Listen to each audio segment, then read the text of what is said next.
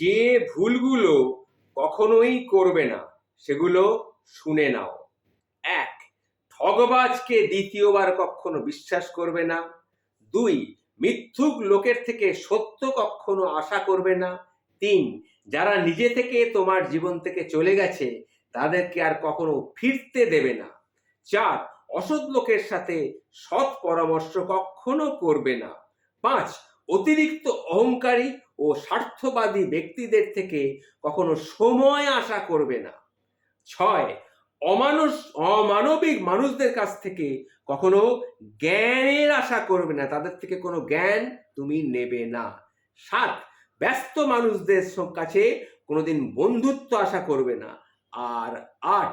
যারা নিজের ভুল স্বীকার করে না সেরকম ব্যক্তির থেকে সবসময় দূরে থাকার চেষ্টা করবে।